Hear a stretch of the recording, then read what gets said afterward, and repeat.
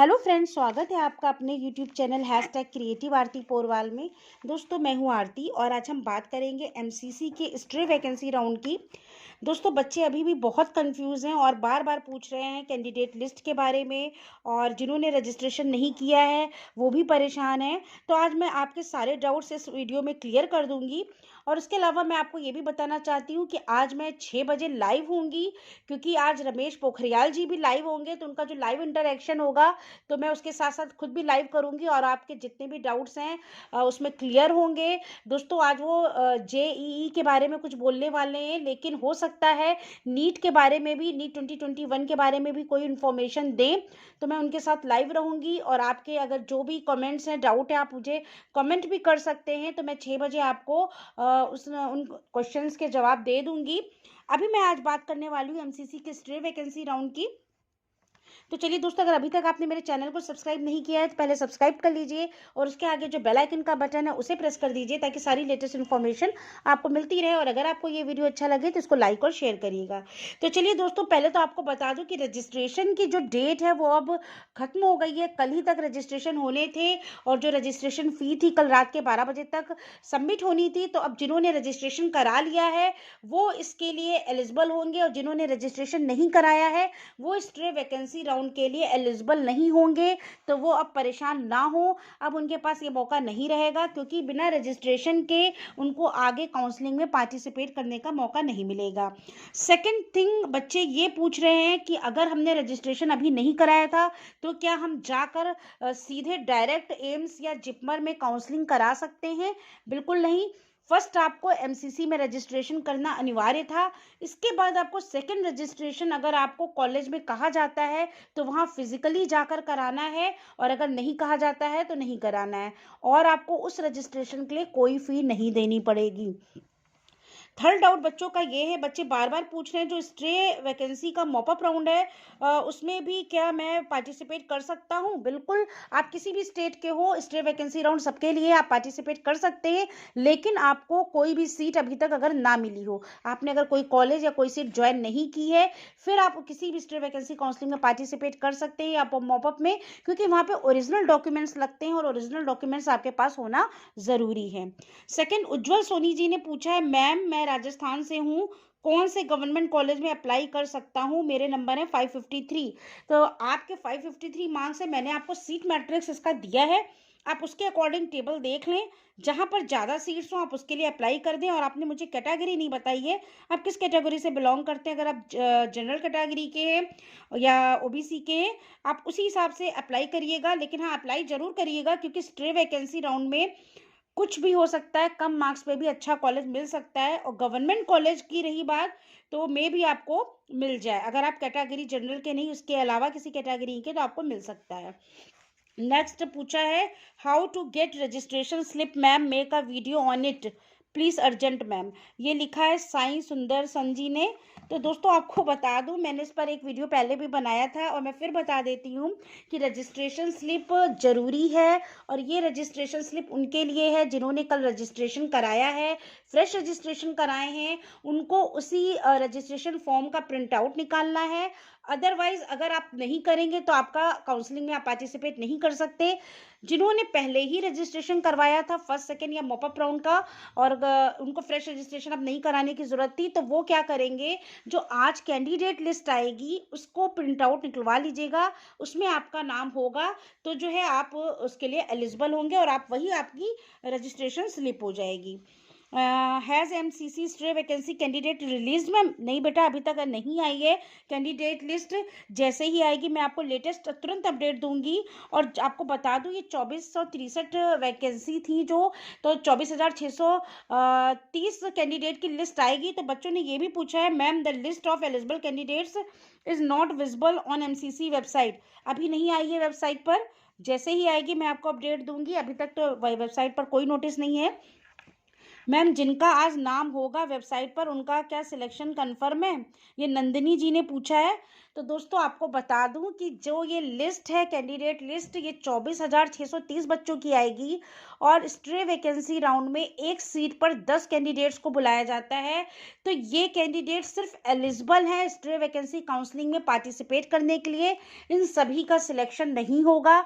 इनमें से कुछ ही बच्चे मेरिट वाइज सिलेक्ट किए जाएंगे काउंसलिंग के लिए और उन्हीं को जो है सीट मिलेगी। तो दोस्तों जैसे इनमें से 24,630 कुछ बच्चे एम्स के लिए होंगे, कुछ जिपमर के लिए, कुछ बीएचयू के लिए, कुछ एएमयू के लिए और कुछ डीम्ड यूनिवर्सिटीज के लिए। तो आप अलग अलग जगह जाकर फिजिकली अपनी काउंसलिंग पार्टिसिपेट करेंगे, फिजिकली प्रेजेंट होकर। अगर आपको वहां पर आपको फीस भी देनी होगी, आपके ओरिजिनल डॉक्यूमेंट्स जमा होंगे। अगर आपको वो सीट मिल जाती है तो आपको ओरिजिनल डॉक्यूमेंट जमा हो जाएंगे। अगर नहीं मिलती है तो आपके डॉक्यूमेंट्स और फीस आपको रिटर्न कर दी जाएगी। जो डीडी लगेगा उसी बैंक अकाउंट में आपके पैसे वापस आ जाएंगे। लेकिन आपको उस काउंसलिंग में पार्टिसिपेट होने के लिए इस लिस्ट में आपका नाम होना जरूरी है। इसका ये मतलब नहीं है कि आपने काउंसलिंग में पार्टिसिपेट किया तो आपका सिलेक्शन पक्का है। काउंसलिंग के बाद एक और लिस्ट लगेगी, उस मेरिट लिस्ट में अगर आपका नाम होगा फिर आप उस सीट के लिए एप्लीकेबल होंगे।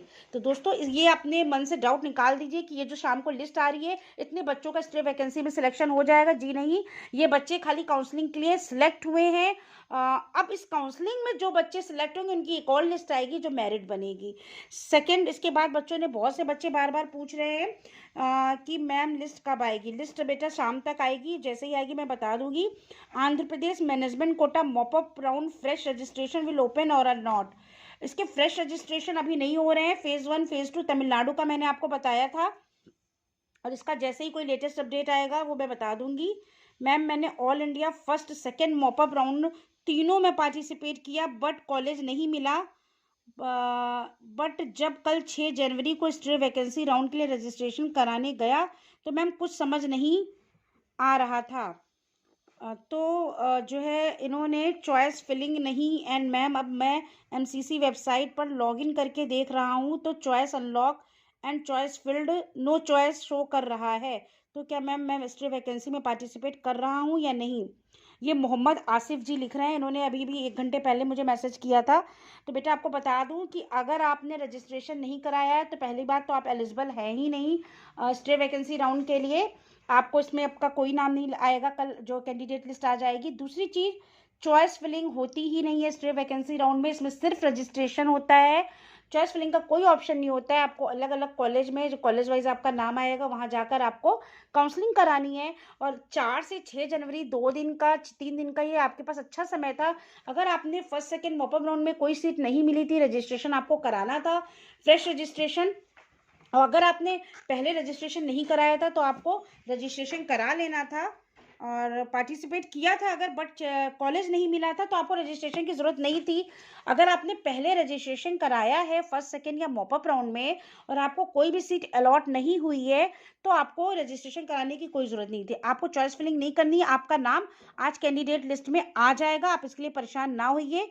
लेकिन अगर आपने फर्स्ट सेकेंड मॉपअप राउंड में जो रजिस्ट्रेशन कराया था उसके तहत आपको अगर कोई सीट मिली थी और आपने एग्जिट नहीं किया था फिर आप एलिजिबल नहीं होंगे। अगर आपको कोई सीट नहीं मिली है फिर आप एलिजिबल है, तो आप इसके लिए परेशान ना होइए। सेकेंडली बच्चे पूछ रहे हैं उज्जवल सोनी जी का हो गया। अब मैं आपको बताती हूँ, वरदान मदान जी ने पूछा था मैम उत्तर प्रदेश आयुष काउंसलिंग के लिए 50,000 रुपये का डीडी सबमिट करें तो दोनों कॉलेजेस गवर्नमेंट और प्राइवेट के लिए चॉइस फिलिंग कर सकते हैं। जी नहीं, आपको बता दूं 10,000 रुपये गवर्नमेंट कॉलेज के लिए है, 50,000 प्राइवेट कॉलेज के लिए। अगर आप दोनों के लिए चाहते हैं तो दोनों के लिए आपको अलग अलग सबमिट करना पड़ेगा, तभी आप चॉइस फिलिंग कर सकते हैं।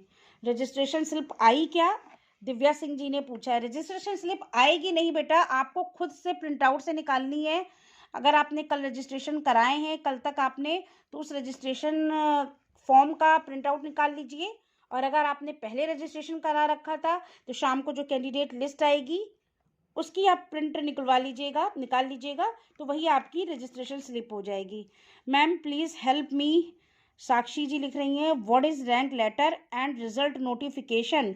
एनटीए की वेबसाइट पर खाली स्कोर कार्ड प्रिंट करने का ऑप्शन है।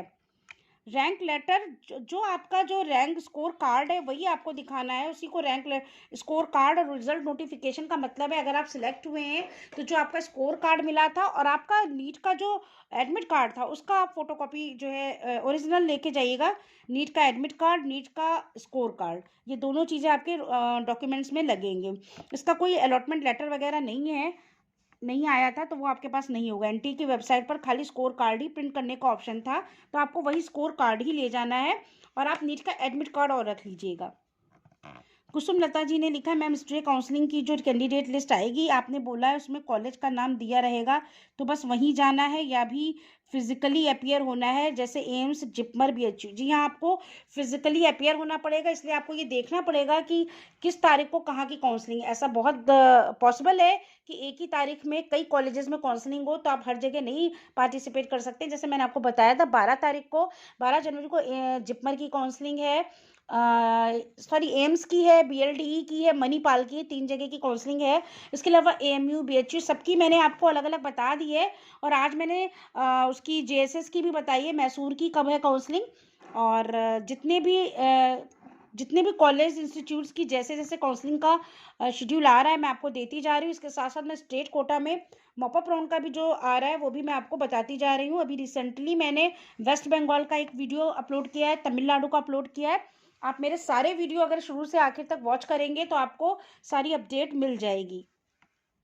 वेलुथाई Senthil commented, ma'am how to download registration slip? I click on login and I have my registration details. बस यही आपको करना है, यही आपकी रजिस्ट्रेशन स्लिप है। आपकी जो रजिस्ट्रेशन डिटेल्स आपने फिल किए इन्हीं का प्रिंट आउट निकालना है आपको, इसके अलावा कुछ भी नहीं करना है।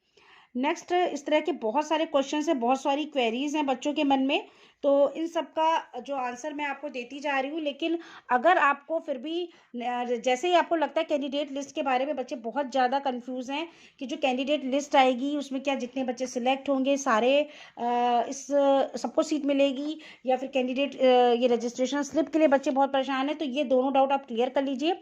जो कैंडिडेट लिस्ट आएगी उसमें आपका नाम जरूर हो सकता है, लेकिन ये ज़रूरी नहीं है कि आप सबको सीट मिल जाए। तो दोस्तों ये पूरा वीडियो था आपकी क्वेरीज को लेकर। और दोस्तों ये फिर मैं आपको याद दिला दूं, शाम को 6 बजे मैं लाइव करूंगी। रमेश पोखरियाल जी लाइव होंगे आज।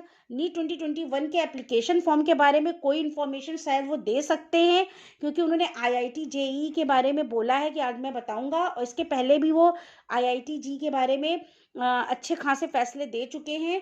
तो आज फिर वो शायद उनका शेड्यूल बताएंगे, उनकी स्कीम बताएंगे, कब से 4 बार जो पेपर किया है उसमें किस किस डेट को पेपर होगा। हो सकता है कि वो नीट के बारे में भी कोई इन्फॉर्मेशन दे, तो मैं इसके लिए लाइव रहूंगी, आप ध्यान से सुनिएगा। और उसके अलावा अगर कैंडिडेट लिस्ट भी तब तक आएगी तो उसके बारे में भी मैं बताऊंगी, तो आप अपनी क्वेरीज नीट के बच्चे कर सकते हैं। और जो भी ये वीडियो देख रहे हैं अगर उनको कोई डाउट हो तो मुझे पूछ ले, नेक्स्ट वीडियो में मैं उनके सारे डाउट्स क्लियर कर दूंगी। तो आज की वीडियो में बस इतना ही। अगर आपको ये वीडियो अच्छा लगा हो तो मेरे चैनल को सब्सक्राइब कर लीजिएगा और मेरे वीडियो को लाइक और ज़्यादा से ज़्यादा शेयर करिएगा, ताकि सभी बच्चों के डाउट्स, कुछ बच्चे क्वेरी नहीं भी कर पाते हैं तो उनके भी डाउट्स क्लियर हो जाएं। तो मेरा बस यही एम है कि आप लोगों को कोई प्रॉब्लम ना हो काउंसलिंग में, और आप लोग को अच्छी सीट एमबीबीएस की या बीडीएस की मिल जाए। तो दोस्तों यहीं पर मैं अपना वीडियो ख़त्म करती हूँ। Thank you.